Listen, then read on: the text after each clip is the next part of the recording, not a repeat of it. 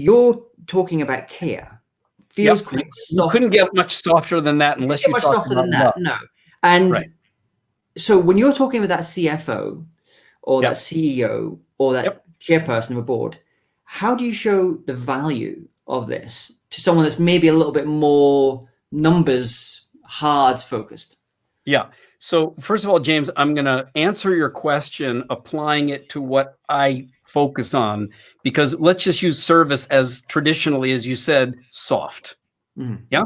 Okay. The traditional listening, when you say to somebody customer service, in their mind pops up a waiter who shows up with a menu and a nice smile and a glass of water and welcomes you. And, you know, that's traditional service. And they're not wrong, because service attitude, eye contact, body language, tone of voice, all of that is action that does create a certain kind of value.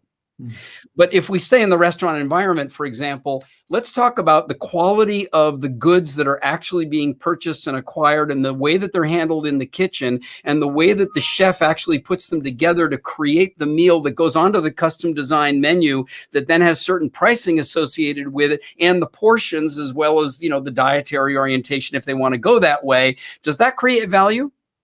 Of course it does. What about making the reservations and using the online for that, or being able to quickly know how much longer do I need to wait for a table, or being able to specifically reserve a certain type of table or for a special event? Does the ability to make that reservation easily and conveniently, does that create value? Sure does, but it's not about the food, and it's certainly not about the friendly, warm eye contact and body language. And what about this one? When you come back in and they say, welcome back, we're so happy to see you again. Or they know when the anniversary was last year, and now they're already inviting you back for this year's anniversary, and you didn't reach out to them. That cultivation of relationship, does that create value? Sure does. Then I can ask you, if service is taking action that creates value, is service a soft skill? Or is it actually what every single person is doing when they understand that the action they're taking is the purpose is to create value? And that's what service is. So I've reframed service from being soft to being the most quantifiable phenomenon of all. So do we actually need, because we often hear like things like service, net promoter score, NPS, do we need net care score? Do we need to like change the metric that we're measuring? Ooh, okay. So you're way out in front with me, which is great. I've actually designed something called a service partnership score, and where you're asking the client not something like, what's the likelihood that you'll recommend us to a colleague or a friend?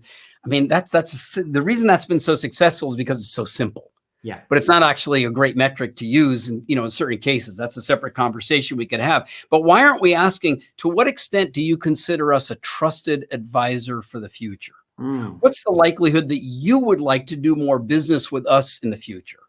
If we develop some new services, would you be interested in actually hearing about what else it is that we're developing on a scale of 1 to 10? If we come ask you for certain ideas about what you think we should do in the future, how likely would you be to be interested in having that conversation with us? These are partnership questions that come from two people being mutually committed to future well-being. Yeah, because I always felt net promoter score felt kind of weird. It felt like you had to be a salesperson for the other person's brand. But what you're talking about is actually there's a genuine care. And I'm going to use the L word, the love word. That sounds maybe too woo-woo for some people, but there's a genuine care kind of going on there. So it's not about selling.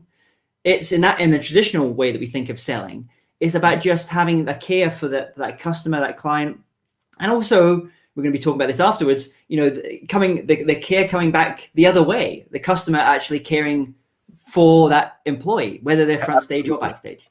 Or the client or the customer actually caring about the well-being of the service providing organization. Exactly.